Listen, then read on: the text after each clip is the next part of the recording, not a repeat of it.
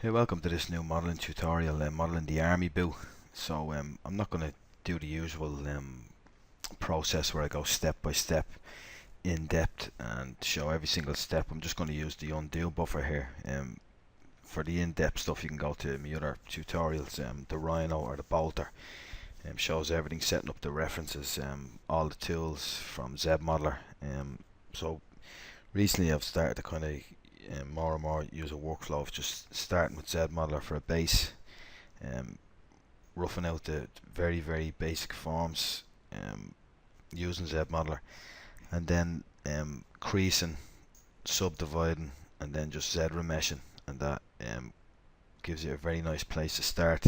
You're ready to go with a sculptable mesh. You have your forms in place quite easily because you get them with a very low res mesh with ZModeler. So I'm just starting here with a quick cube, bringing it to place here at the front of the sole. If I just turn off perspective and snap, you can see.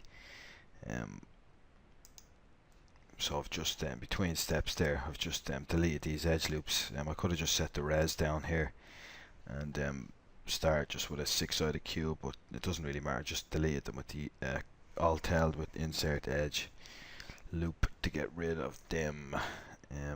Then I just Q mesh this out, and because I was Q meshing, in a view like this offset, I just went past what I needed, and then I can just bring it back in using a transpose move. So instead of just Q meshing out all these, it's easier to just Q mesh all the way across and then just cut in your loops where you need them here. So I'm just cutting loops in here where the curvature is going to change, and continuing to do that. And now I'm just transpose mask and inverting the mask. So you're just gonna mask out what you want to move, control click in the canvas to invert it, and then just transpose move it.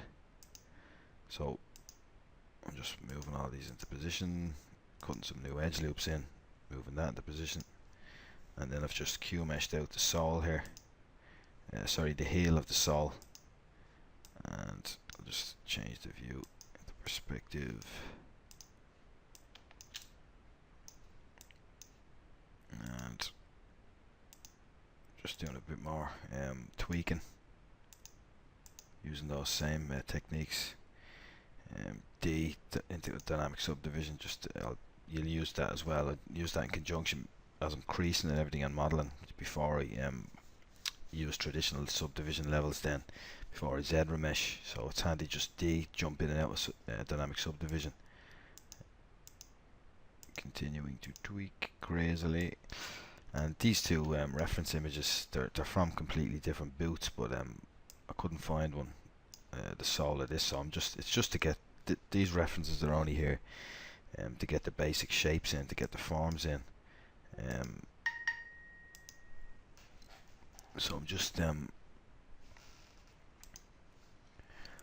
sorry, I had to pause there and dash off when I realised I was missing the start of the Ireland-Argentina World Cup rugby match. So I'm back now, and unfortunately the Argies bet us. It was a great game, but fair play to them. So my train of thought is a bit disturbed, but I'm back. So where was I? Yep, I was let me see, go back. Yeah, I just bringing out the thickness now and getting the shape, rounding out the shape here from the top view, and just using the same either ZModeler move brush with infinite depth from an orthographic kind of a view, or else just the transpose. So either of those techniques is good, and continuing to shape. And you can see here at the back this edge loop that was added in. This, I don't know what happened there, but it's no big deal. Just fix it with ZModeler. So what I did was I just masked, because I can't just delete any edges here because it'll leave an n-gon. You can't have n-gons in Zbrush, so I just masked off all of this, and then just used the slice curve brush to give me this cut here, and then I just used the ZModeler stitch and stitch vert, and then delete edge, just to tidy that back up there, and an inset and the Q mesh, and the clip curve to flatten it out, and a bit more shaping, and continuing to shape. I got some weird bits going on there, but no big deal. You don't have to be as pedantic sort of when you're doing this kind of modeling as you might be in the 3D package. This is just to get, remember, the base shape, the primary form in there in place, so it can be a lot more loose about it. You can use snake hook or move or whatever. So just continuing there to noodle and tweak the forms. An extrusion, Q mesh, and clip curve, bit of moving, tweaking, and I will just continue to do that for a while, getting the rough shape, and this will be more refined then when we start sculpting. So round that out a bit, and it's up to you like how far you want to go with the base mesh. It's great the way you can just get it to a point, and then just once you do Zbrush and start sculpting, you're free again then to Zbrush. So just inset and Q mesh that down, and now I've used crease, the crease tolerance set to 85, and I put the crease level at 3, and I just did a global crease by angles, and then just press D, dynamic subdivision, just to check for areas like this and this where there's no crease. Then just manually fix that with Z modeler, brush, crease edge, and keep going, and dynamic subdivision again, check for creases, and we have pretty much the base shaping, so I can nearly turn that off at this stage. And another little bit of tweaking, and that's the Zbrush. So that was the default, pretty much default. Let me see, Zbrush, yeah, a 5000 adapters on, so it couldn't get the shape of 5. So you can see up here it just went to 10, but that's grand. So that is good. Or maybe, yeah, sorry, yeah, and mask and blur the mask, and a bit of tweaking again then, just to flatten it out, and just to check if it was flat here, because it's modeled up off the floor because of the refs. I just used clip curve perspective turned off. See here the floor is here, it doesn't really matter, just use clip curve just to check it and then move it down, and a bit more moving around with the snake hook brush probably, and yeah, there's we're up to there now. Right, so I've just jumped back a couple of steps to show how we could just add in some of this detail here, this extrusion here, and this internal extrusion, or negative extrusion we'll say. You know, you could add these in on the high poly mesh using mask and flay, or any number of sculpting tools or whatever, but group loops and extrusions, all that sort of stuff. Or you could even use Z modeler on your Zbrush base mesh, but it's quite often I find it's great to just add it in here on the low poly really quickly with Z modeler, and then when you crease and subdivide, that detail's already going to be there, and it's really quick to do. So just first I'm going to you know, you can grab the big move brush here and tweak some of this with the ref, just pull it down, pull it back with D subdynamic turned on, dynamic subdivision turned on, and maybe just grab this, bring it up, and same on this side, yeah, just to tweak that a little bit, pull it down here. And I love the way you can do this. It's kind of, it's just so easy to do in ZBrush with the way you have all your sculpting brushes while you're doing this kind of box modeling stuff. Right, so continue on here. So all I can do here, nearly have you know, a lot of the topologies already here. So I'll just maybe tweak a couple of these points, and then I can just turn off dynamic subdivision and Z modeler, and insert a couple of loops. So I'll put one here, one here, and then we'll use these ones since I just pressed D then. Dynamic subdivision, and sorry, it's on stitch. I'll just go to move. Might as well do it that. And so I'll just drop my brush size down a bit. And doing this with dynamic subdivision on is going to give you more accurate results, or more accurate. When I turn it off, you can see if I had to did it here, it wouldn't be exactly in place, but you know, we're not worrying about that too much. So I'll just add some more loops in here, add one in there, and then we can just inset. I'll just tag these. And I won't actually inset because that'll leave poles. I'm just going to add in some more edge loops. It's on the wrong edge, so I'll just add one there and one there, and then we'll just tag these Q mesh single poly, and whoop, Q mesh them out way too far. Turn off dynamic subdivision, and just tag these again. And if you just start Q meshing and then hold shift, it's going to move instead of Q meshing, or else you can hold control to break those faces away as their own element. So I'll bring it out to there, say, and I'm just going to hit crease again just to give some creasing around here. And if I subdivide, you're going to see some craziness happening here. So what I might do is turn off the floor, and you know, it's the same sort of idea as subdivision modeling here. You have to add some control edges in. So I'll just insert one here, and oops, one there, and we're going to need one also here, and there's already one there. So that just tidies that up a bit. And remember, we can always sort all this stuff out with our sculpting brushes. So you know, at a higher resolution, you know, you could just smooth these. It's destroying it there, but if you smooth it at a higher subdivision level, that's not going to happen. So we can just do that, because I'm going to be Z meshing, it doesn't matter.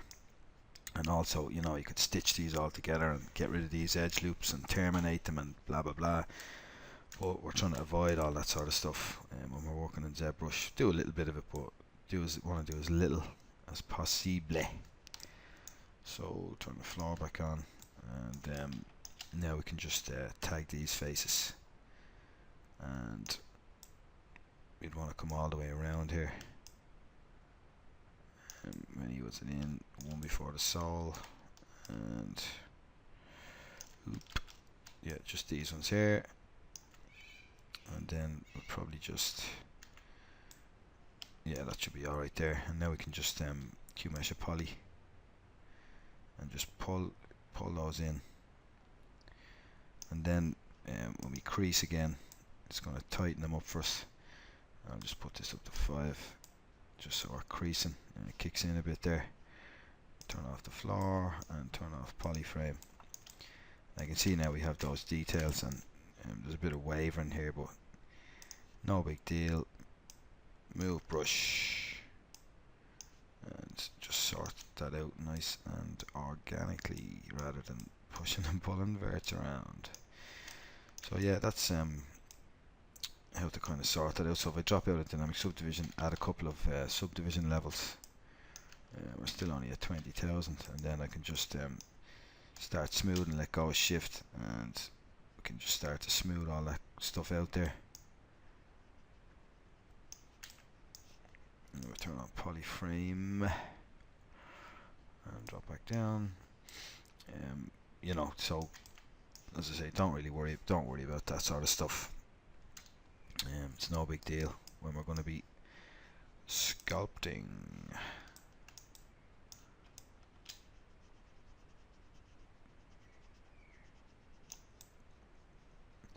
Right, so I'm not going to spend too much time messing around with that. So that's pretty much it. Then I'll add this extrusion on there, and if you want, let's say if it's not smoothing out properly for you, you can just go down to your lowest, a little higher, and just you know, you could just stitch these together here quite easily. Yeah, just stitch some of them together. So you'd stitch that in there, stitch that in there, and then just stitch all these. Because sometimes if you try to stitch leaves a try and try to delete an edge loop, it behaves a bit weirdly. So just stitch them up. Yeah, so I'll do the other side and I will jump on, but first I think I will just use the clip curve, and I'm just going to clip that out just to tidy that up a bit. And yeah, so I'll Z mesh again, and then we'll be back to where we were at the last one. And just one other thing I forgot to mention is when you're Z meshing, just keep groups checked. I always would do this for something like this, because this group here is going to help us later on for adding stitching. So yeah, I forgot to mention that. So just make sure to keep that checked. So here I'm just going to show the other option that you might prefer. After you Z remesh, you can still use those same Z modeler extrusion techniques, because we're only at 9,000 points, no subdivision levels. We can still use Z modeler. So you notice that from a very low level, you had to add in a lot of control edges and everything to get that sort of shape. Not that it matters too much because of the process we're using, but you could do it this way as well. I'll just show with the undo buffer. Same thing, I'm just selecting and Q meshing that out. And because this has already been subdivided, there's a lot of edges already in here, so it's not going to lose its shape as much. So you can see there when I subdivide, it's not as sharp, but that's doesn't matter. We can tidy it up with H polish, and then I just masked off. See here where it was a bit wonky here, so I just masked that off, and then just used the move brush, then deleted that subdivision level, and I just did the same thing around here, tagged all those faces and extruded them in, and the same over here, and that is pretty much it. And there's a mask there, then same thing, just to straighten this out. So it's a quick way of doing it as well. You could just mask that out and use any of the move brushes just to tweak that. You can also use AccuCurve here. You can also use AccuCurve for obviously a more accurate curve. So you can play around with that. It's just another way of doing it. And yeah, so that's pretty much it. Quickly adding the detail, and the next bit then I'm just going to create we're just going to create these panels, the stitch panels in the boot, using a very quick technique, just with slice curve and Z modeler and a bit of polishing and things like that, rather than building the topology, which is also a great way to do it, but I'll show you the really quick way, using the slice curve. Just a handy little feature that was added in also in R7 before I move on. You may have noticed here, my Z remesh, for one reason or another, I end up losing the tool before with the polygroups kept from the Z remesh. Whatever I messed around with the undo buffer and all that, but anyway I lost it, so I didn't have those polygroups. And because this has created a spiral loop in the Z remesh, which it isn't supposed to do anymore, by the way, I had to use another new tool that's been added in. So if you see here, if I try to go polygroup, polyloop, you would think this would just go right around continuously, but you can see here from the spiral loops it's going a bit crazy. So what I did to get around that was I just hid all of this, went to the top view, hid all of this. Sorry, I'm in perspective there. Make sure to do this kind of work in non-perspective mode. Then just snap to the top view, and then I just use this new in polygroups group front, and that'll group from your camera angle. And you can also play with this angle, and basically that gave me this red polygroup here. I Control Shift S to shrink this shrink, and then I just manually got rid of a couple of the polygroups around it using polygroup single poly, changing the color of the different polygroup, and then just isolating this, and then just inverting the selection, and then just Control W to put them back into the other polygroup so we don't have any strays. And there's also this merge stray groups if you do end up with a couple of weird ones here and there. So yeah, now we will move on to the panely bits. So the technique for creating these panels is really simple, straightforward. I'm just going to show it through the undo buffer again.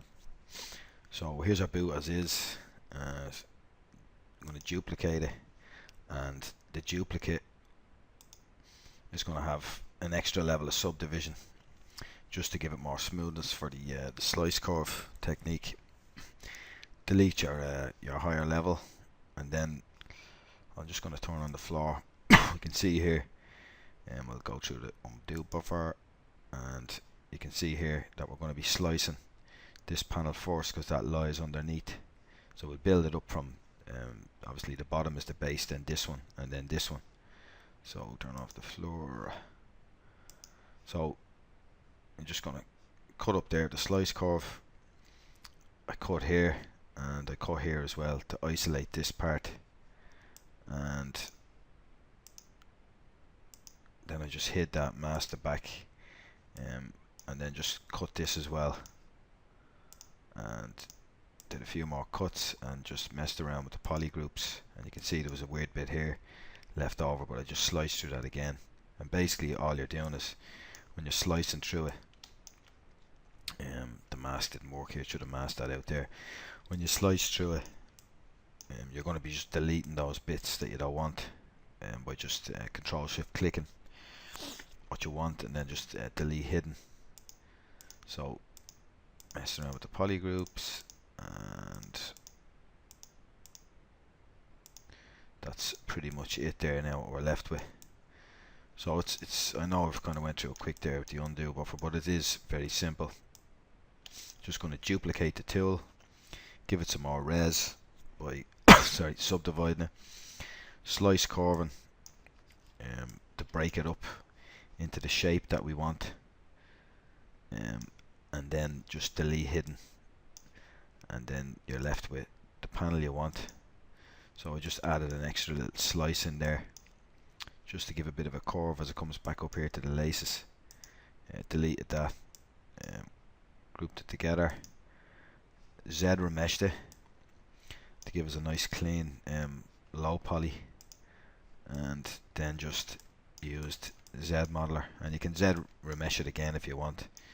I usually just start with either half or same, and then just keep clicking Z remesher until I'm happy with what I have, and that is pretty much it. Now you can see here, this part is going to be, it's kind of a bit of a fake here I suppose, because I'm just going to pull this geometry down and hide it behind this, and then this will be the tongue of the boot, or else you could just pull it down and then just delete this, delete that, because we don't even need any of this now, because this is all underneath this panel, and then when the next panel goes on, it'll be underneath it again. So I'm going to create the next panel off camera, using exactly the same method. So I'll go back to the original subtool, duplicate it, and just go through the same process again, and I'll come back then when I have that done. So now I have these other panels in place. This little back part here, which is underneath this part, and then this part as well, which is above this part. So what you can do then is just to, because the panels are layered up, you can just select some of the panels and just use the move brush holding Alt, and then you can just drag in kind of along the normals just to get it into position. So this one here is going to be, you move that in and move that one out. So just to get them sort of properly layered up the way they're going to be layered on the boot itself. So you can just go in there with the moves, I say, and just hold Alt to go in or out along the normals, and just pull this part down, and then I'll just solo out this piece, and then the next step would be the usual. Just start off with your crease tolerance at 85, crease level at 3, and just do a global crease. Press D for dynamic subdivision. Have a look around the mesh for areas like this that didn't receive creasing from the global creasing, and then you could just go to Z modeler, and this is all still, you know, no subdivision levels, direct from the Z remesh, so you can work on it at the lower levels. So crease. So it's all in preparation really for just do edge loop complete. It's all in preparation for sculpting, and the great thing about this, as I've mentioned earlier, is that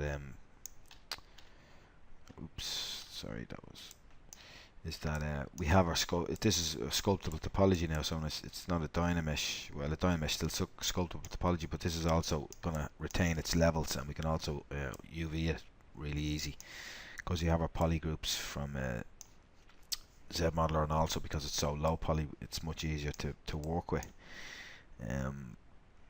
So I've creased that, and that looks like we got them all. Something strange going on here, so I'll probably just just maybe stitch them together, just because it is some strange topology, and I don't know what that is. So I'll just maybe stitch that in there, and then you could just delete that edge, and probably then I would just slide that edge. So I suppose it's good, you know, you can still, sorry, that was an edge complete, you can still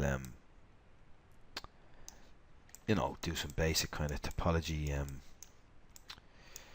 fixing up if you really want it. This doesn't matter, because I'll probably just delete that inner poly group, these faces, they're not needed, and then it's just a one-click job in UV Master, and this will just be unwrapped when these faces on the inside are gone. So I'm not going to worry about in there, and this side is okay. Yep. So I'll probably just get rid of this crease in here. Crease edge, and I'll just alt click on that, then get rid of that creasing, unwanted creasing, and here, and that should be it. So then I can just, oh, there's a bit more here. That was when I did that edge loop complete, and it went all the way around, and sometimes with the spiral loops it'll go up and down, and then I just want to recrease this one here. If I could find the edge, and recrease that, and get rid of that, and get rid of that. So yeah, that is, yeah, that's it. So that's what I do then for these other pieces as well, and then just come in here and just delete that.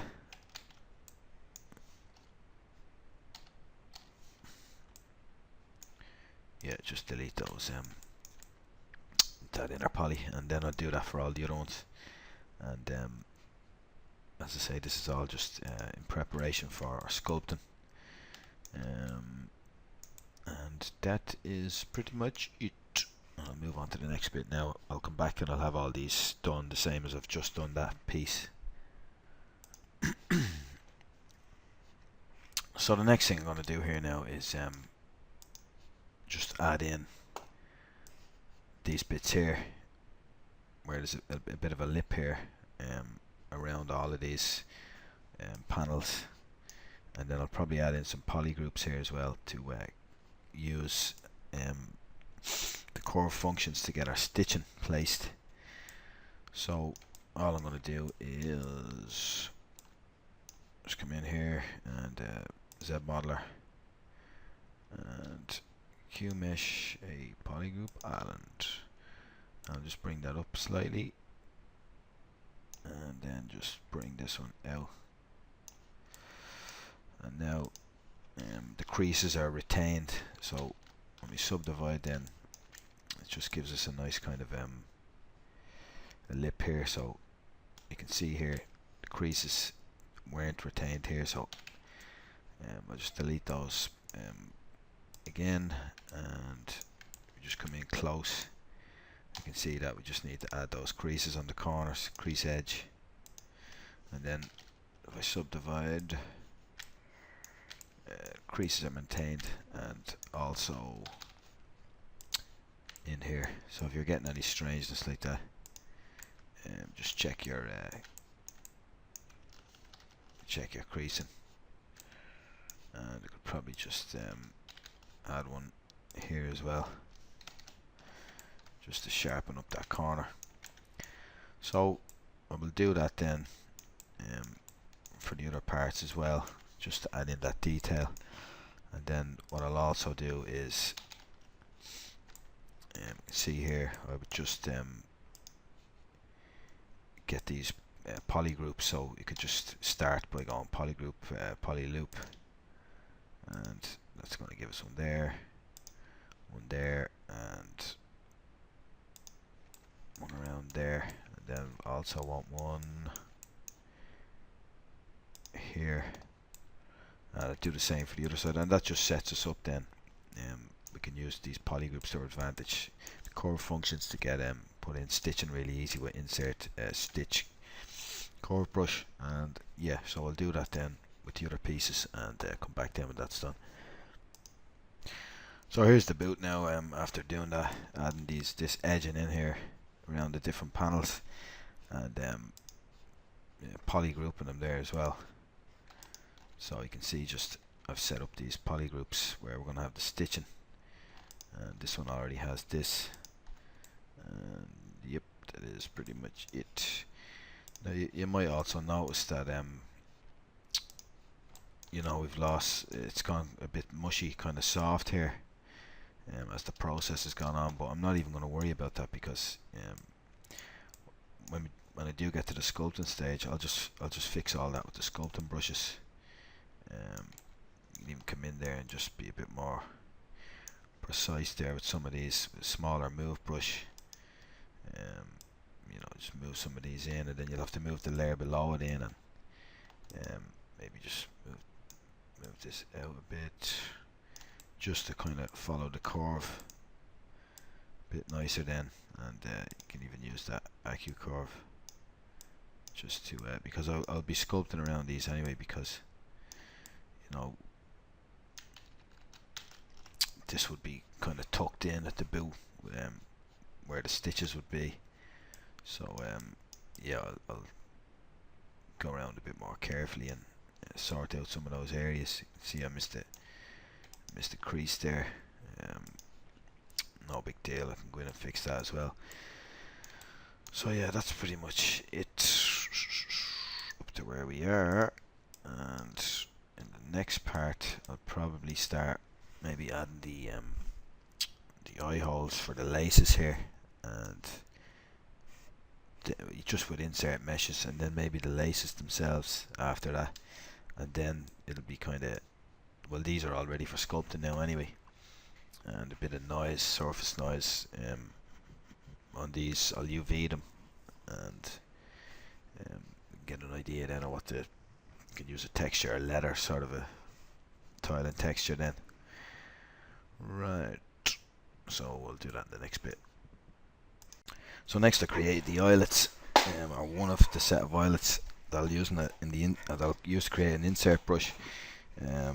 So I was just creating these ones here first, using simple Z modeling techniques, just poly modeling sort of stuff. So I just started off with a ring 3D primitive, and set up the properties here and initialized, then just went to make polymesh 3D, and started to model. So I just rotated it here using the rotate tool that I dragged from deformation palette onto my UI.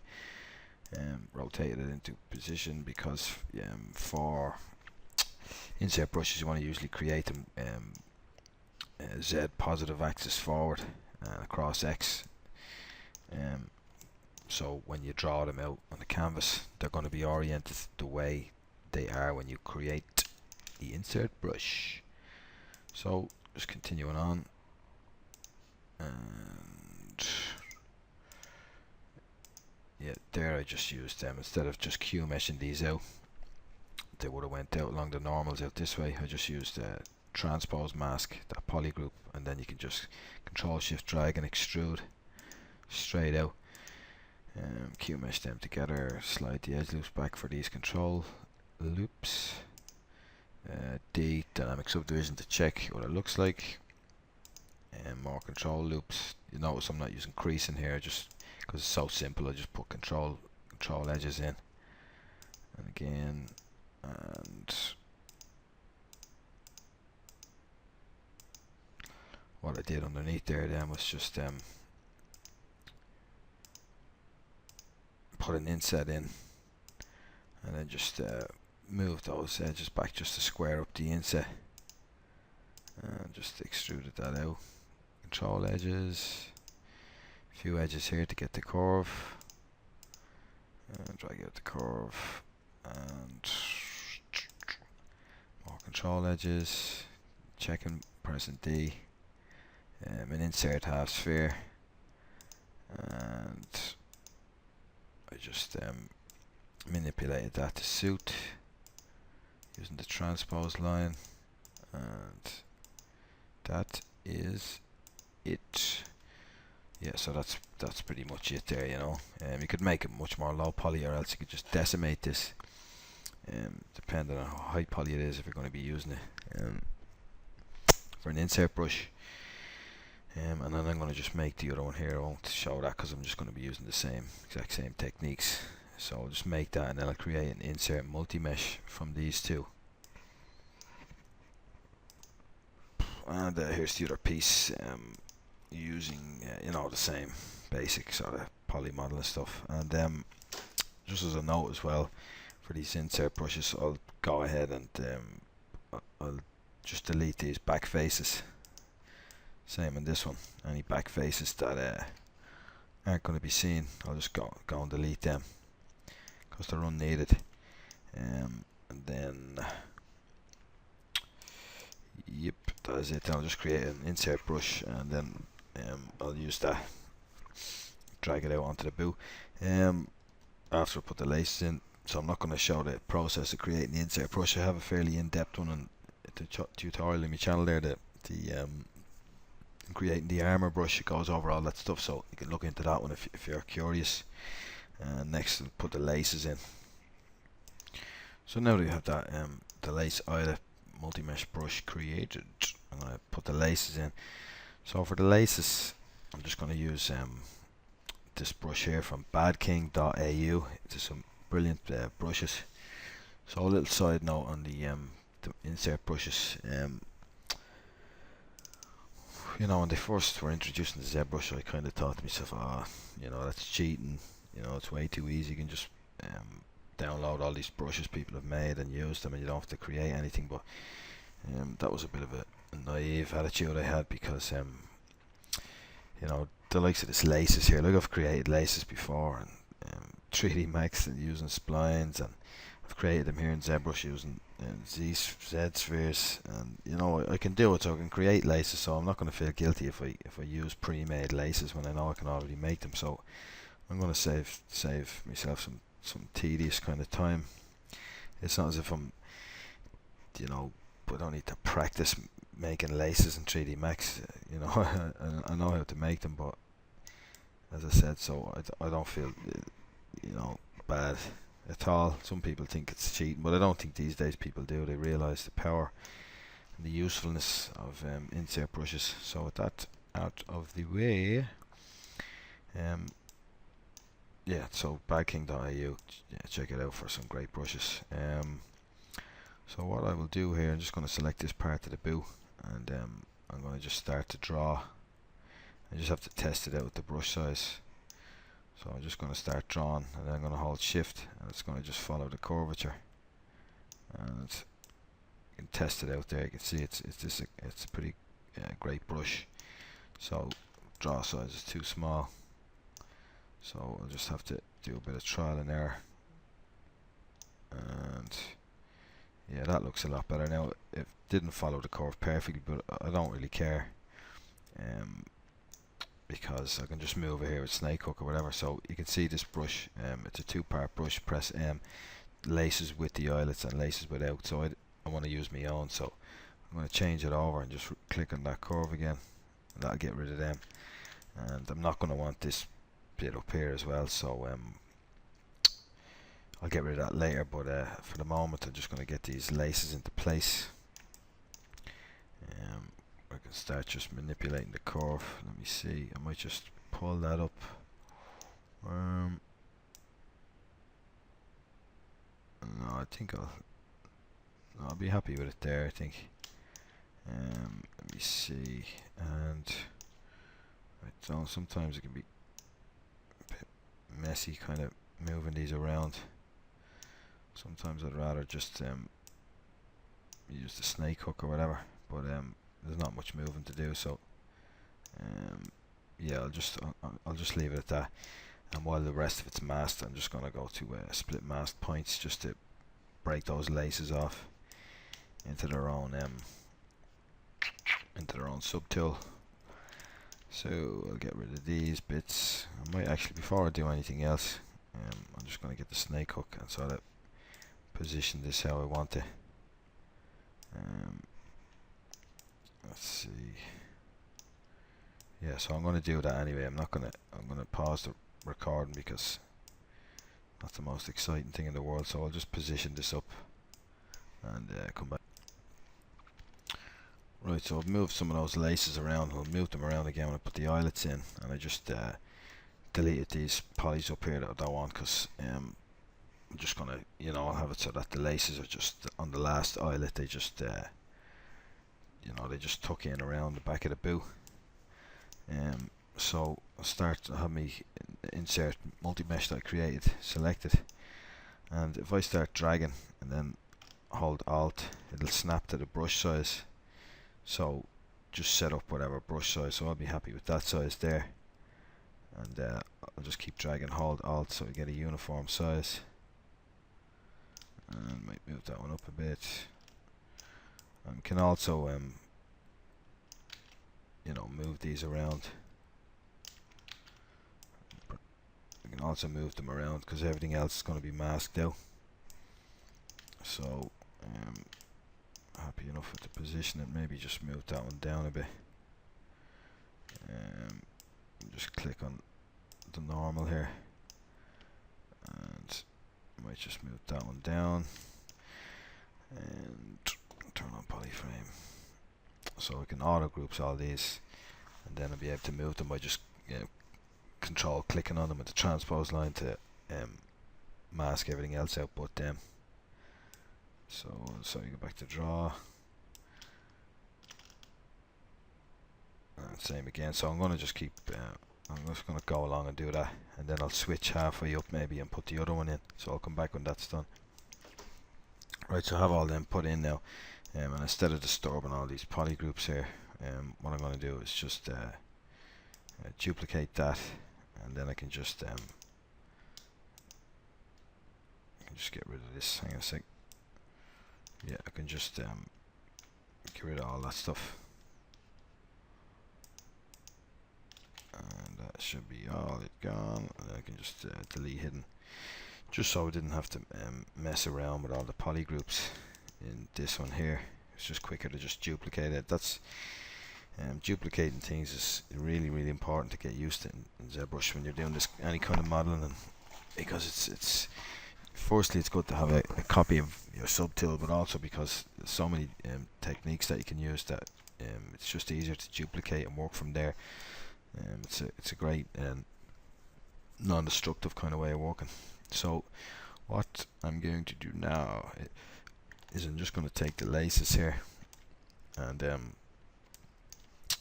just going to use move topological, and then I can just start moving these into position here,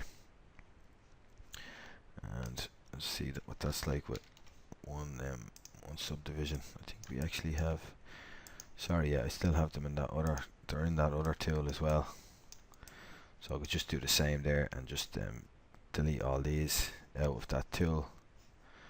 So I won't do that now, but I'll just where was I again?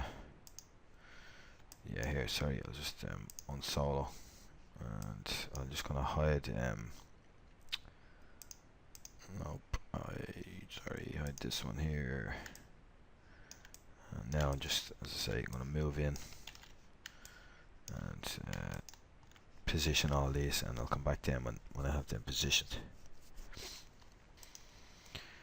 So here's the boot now, and all the laces and everything in. So I've spent a bit of time getting these in. It's not as awkward as you might think, so I'm just using a combination of move topological, smooth, and inflate, just to kind of clean up the laces as you move them around. And you can also, if you move them around on the lowest level first, then subdivide them once or twice, and then move them around so you get a better idea what they're really going to look like when they're subdivided. And as I say, just the more time you spend, obviously the more realistic it's going to look from different angles. You can see like that mightn't be realistic, so I might want to move that in and you know, tighten them up a bit, you know, just to kind of make it a bit more as if there's actually tension on the laces. So as I said, the more time you spend on that, the more realistic it's going to look. So that is it pretty much for these bits. The next thing I will do is I'll probably do some sculpting here on the boot, just to tidy it up, sharpen up the sole, and that kind of thing. And that is it till the next bit. So here's the boot now after a little bit of you know, some basic sculpting, but also with the sole here, you notice that this square part off the front is gone, because I didn't like it at all. It was doing me head in, so I just decided to get rid of it. So all I did was, you can see here, all I did was just select all the polys that made it up, deleted them until there was just a hole in the mesh, close holes, and then just Z-remeshed it. And I had an earlier version with sharper edges on it that I just projected the detail then from that onto the Z-remeshed version, and also broke it away into its own subtool, so the sole is its own piece now. So it's always a good idea just to either duplicate or save out earlier versions even before you Z-remesh, or when you're still just working in dynamic subdivision or whatever, different iterations of it. So you can always return to them and use them maybe to project detail or the likes of that there from an earlier stage. It would have been easier before Z-remesh just to get rid of that, but it's no big deal. Non-linear, non-destructive ZBrush, you can kind of jump around and do whatever you like really now. So as I mentioned, I just did some very basic sculpting on some of these parts, so you know, this is still only I sculpted on level 1 with the standard brush, good old standard brush. Standard brush is great for building forms up Years ago, like before any of the clay brushes, that was how it was done. You'd always start at a very low resolution, build up your forms always with standard brush, smooth them out, go up the levels, build up your forms. And a lot of people then overdid it and ended up, because it's a really really lumpy brush. If you try and use it up at higher levels, if you're heavy handed, or you're not using it for specific things, if you're trying to just build primary forms with it, that's why the clay brushes are pretty amazing for that now. But standard brush is always good to come back to for certain tasks, and I will use it. And for this, because I'm still, you know, this is really low. I was sculpting just on a 1000 for this. A couple of basic kind of roughing up the leather a bit, a couple of basic folds, and not folds, but you know, just the way the material is settling with somebody's foot in the boot or whatever, creasing, and it's sort of very simple sculpting. A bit of a lip here, a bit of a lip here, all at the first subdivision, and then I just jump up to the second, and then smooth on the second. Just, it's always important to smooth as you go with the standard brush, or as I mentioned earlier, get that lumpiness. So what I did then as well, I just used H polish, pinch as well, and smooth, just to kind of sculpt around this sole a bit more. So pinch with lazy mouse. What I like to do is, if I'm using pinch or damp standard, sometimes for kind of precise lines like this, I'll turn on lazy mouse, and if I get the line I want, I'll just press 1 then a couple of times to repeat the last stroke, or repeat the last action on the canvas, and then you don't have to try and go over that stroke a couple of times. And it's just a good way of you know, you could reinforcing the detail you've put in without raising the Z intensity, and possibly disturbing areas that you don't want to, especially with crease, or sorry, with the pinch brush. And I'm also using, when I sculpted this, remember we have our poly frames intact here, so I'm using mask. I was using mask by poly groups, so this detail here wouldn't get smoothed out. I could be a bit more kind of liberal with the smooth brush and not worry about these details getting smoothed out. So yeah, that is it up to now. And I'm just thinking, like, there's not much more. This isn't going to be a particularly old boot or anything, so I'm not going to go crazy with the details. I might just put a bit more in. So there's nothing. That's why I didn't really show the sculpting. It's nothing. It's nothing flash or amazing or anything. It's just kind of, as I say, standard brush, lowish and Z intensity, and I'm just kind of, you know, building up, and just cutting in then with Z sub, and just getting a couple of forms, maybe bulge it out a bit around these other pieces here, and then you know, you can jump up to the second level then, and just you know, run a smooth across that, just to take it down a bit. And that's basically all I'm doing. So you can even take the standard brush, smallish straw size and low. You can see there I'm talking about the lumpiness. If you go fast, you get that lumpiness, which you generally don't want.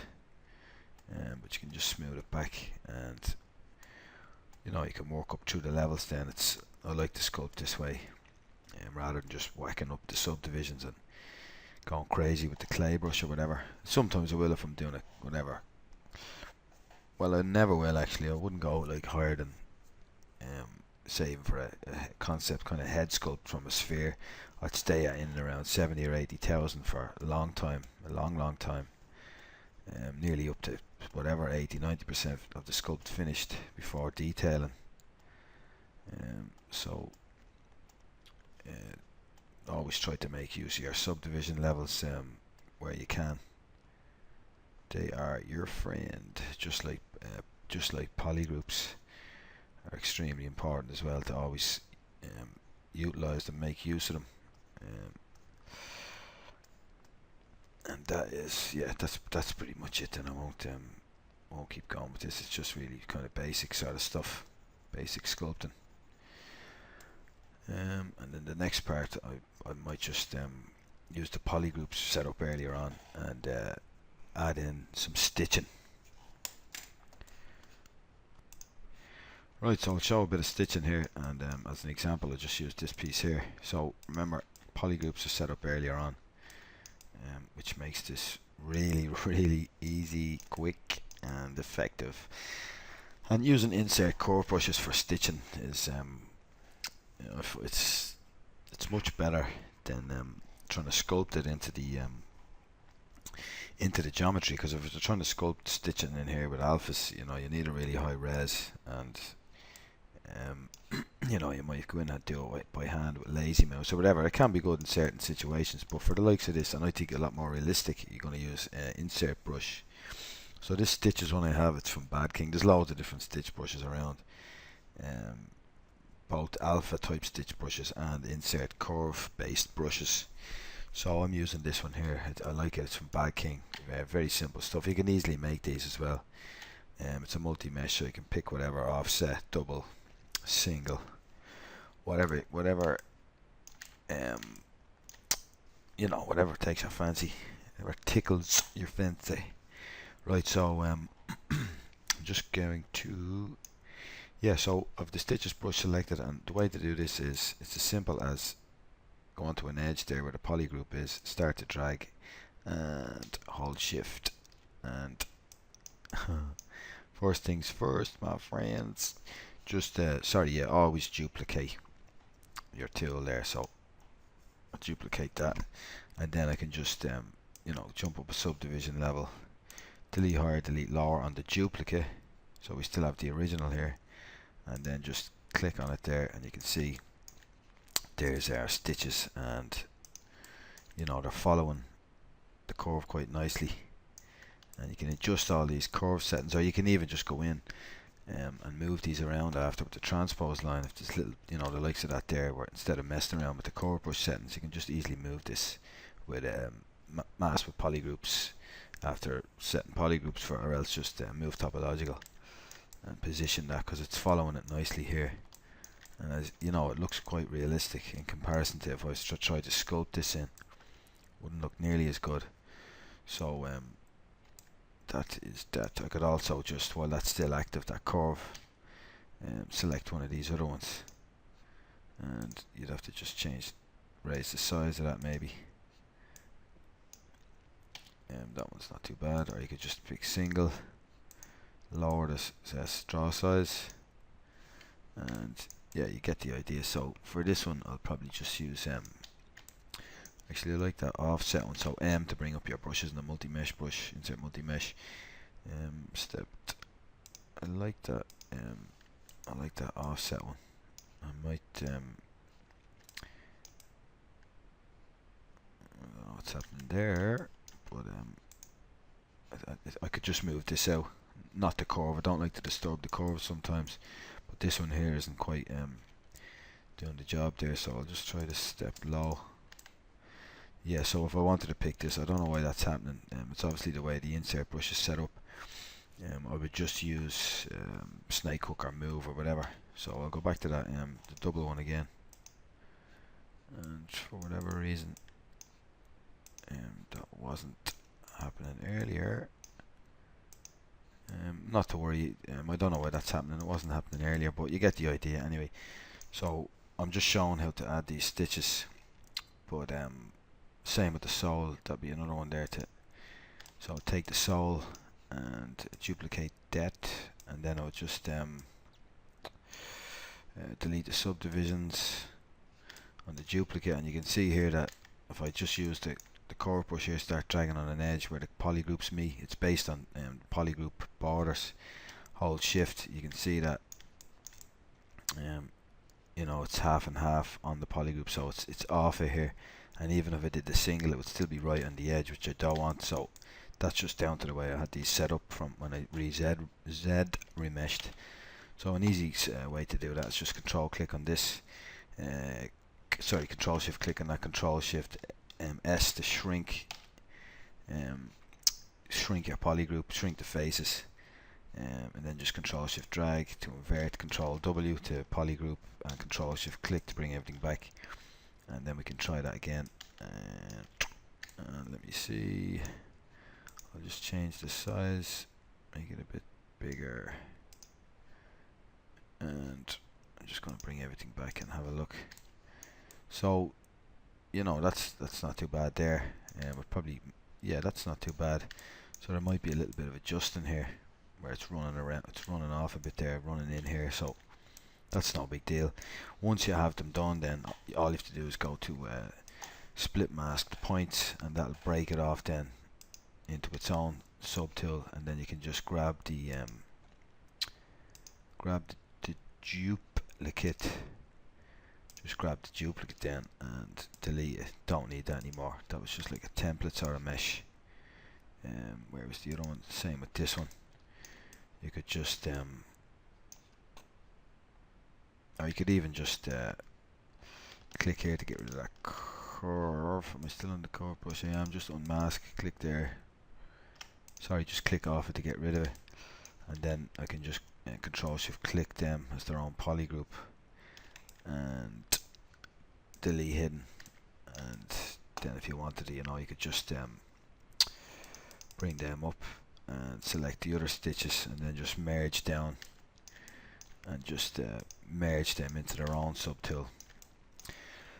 So yeah, that's the process for doing it. It's quite simple, making use of the curves. And you can also with ZModeler, there's also this function, I think it's on edges, but it's called add to curve. So when you have your curve, you can actually just use the tool in ZModeler to add into that curve. So that's something you could look at there in the documentation or whatever. I won't show it now. So I wouldn't do this now. I'd wait till all the sculpting was done, and I'd do this at the very end. And I'm not going to be moving that around, doing any big movements or anything. And yeah, that's pretty much it. And another thing I would probably do then is, let me see if I was to go back to up the top. Was it up the top? Yeah, I'd just go around and do that exact same thing for all these. So poly groups are set up here nicely, so they'll follow all the way around here. And I don't think we've any poly groups here, but it wouldn't be a huge deal. All you'd have to do here with the sorry, just grab the stitch brush. Yeah, so here all you'd have to do is start dragging and hold shift in, and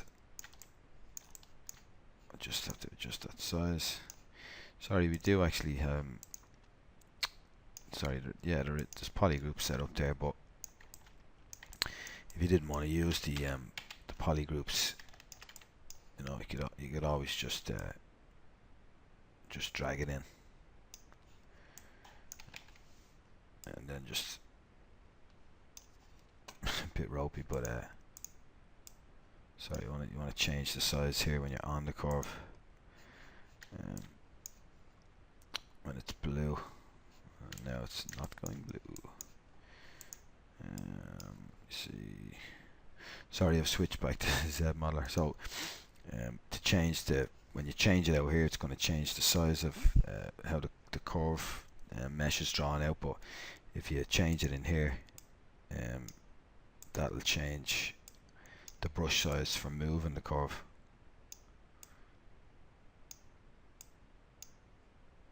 So if I change that draw size, it shouldn't change the size of the mesh. You can see it's just moving the curve. So I can change it up again, and over here then this will change the size, and that's all there is to it. So I'll leave it at that for this bit. Right, so lastly I'm just going to show the simple process of putting a letter texture on this using Noise Maker UV feature with a letter tile and texture. And I'll just take one of these pieces here as an example, and just simply use UV master to unwrap it, so that you can get that. Now you can put dirty UVs on, quick and dirty UVs on for UV master. For the purposes it works grand, but you want to spend a bit more time than I'm going to show here for final UVs. So the first thing I want to do, because we've subdivision levels, is work on clone, and that's pretty much it. I'm not going to make it symmetrical, it doesn't really matter. I'm not going to use poly groups. I'm just going to hit unwrap, and it's done, have a quick look, and you can see it. As I said, it's, you know, this is all perfectly unwrapped here, but Zbrush will automatically break away anything it can't unwrap into its own island, and it usually long kind of it'll break into long strips like that in these kind of objects, because it doesn't do planar mapping. It just does a flatten and a flatten and relax kind of an algorithm. It's a very, very good algorithm at what it does. So we'll unflatten that, copy them UVs, copy, and jump back to our original, and just come down here and paste UVs, and then just to check it out here, just come up to the texture map rollout, and this map here ships default with Zbrush, just to check your UVs. So you can see here, it's unwrapped it pretty much stretch free. So I can turn off that texture map, and for whatever reason it's a bug with UV Master, it always fills your object. If I try to change this to a different material, it fills your subtool with skin shade 4, which is UV Master's kind of default material. So just click on M up here, material, and fill object, just to bring it back. It's just a weird bug, as I said. So the UVs are copied, and now we can just come down to surface, turn on noise, and I'm just going to select, let me see, I'll just select that alpha. So I've just selected a tile and leather texture, and what I'll do is here in R7 it mixes the basic. Now you have an option to mix two noises together, but I'm just going to turn that to 0, which will turn off the basic noise and just leave us with our alpha here. So plugin is turned off, because we're not using 3D, the noise plug, we're using UVs. So we can drop that scale, and I'm just going to raise the strength, and you can just set the scale to whatever you like. And I know it mightn't be, this texture here mightn't be the greatest in the world to use. Like, I probably wouldn't use this with this particular boot. I would use more of a synthetic kind of a dotted sort of a leather, but I'm just showing it here for the demonstration. So this is a tile and texture, as I said. I've just tiled it myself and made it tileable in Photoshop, and there you can see now, based on the UVs, it's wrapped it and textured it with that leather, which looks pretty good. As in the UVs, as I said, they don't have to be amazing production quality UVs. They just need to be a clean kind of an unwrap, which UV Master does very well. Just to utilize this noise maker, and it's great because this noise, without baking it to the mesh here by clicking this apply to mesh, it actually transfers across the keyshot. So it's that's a very handy feature of the Keyshot Zbrush bridge. So yeah, that is pretty much the end of this tutorial, and I'm, as I said, going to go off and do a bit more sculpting. And I didn't touch the boots much, but if you wanted it, you could, you know, you could. Just as a very, very last thing to show. Right, so I'll just do that again. So select the boot and jump up a couple of one more subdivision level, and as I said, you know, you can use your mask here. I'd probably even jump up another one because it's still very very crunchy, or else you can just control W, show polygroups, and then we could just isolate these and just group loops that, sorry, I have me subdivision levels on, so you can freeze your subdivision levels, or just delete them altogether if you're happy, but I'd rather keep them here. So in that case I wouldn't use that that technique there, and sometimes I don't like freezing the subdivision levels because it projects a bit weird sometimes. So yeah, as I said there, we can just use either inflate, or else you can use this size, so you can just bring that in, and there's the kind of weird crunchiness, smooth that out, or even give it a little bit of polish. That's way too much, but just go back to before that smooth. You know, I could just give a polish 1, and then just repeat the active. That's also found down here in your deformation palette. And then you could just do a bit more sculpting there, or else you could use the clip curve brushes and just clip some stuff out there. You could also just clip this out and tidy some of that up. I'll just do that again. And ain't working. Yeah, so you get the idea anyway. Clip would have been better to just use that before I did all this. But yeah, as I say, yeah, you get the idea. And I will leave that there. Well, I'll do a bit more work on it myself, but tutorial wise, I will leave it there. Alright then, thanks to anybody who stayed awake this long, and thanks for watching, and I'll catch you in the next tutorial. Alright then, cheers, thanks, good luck.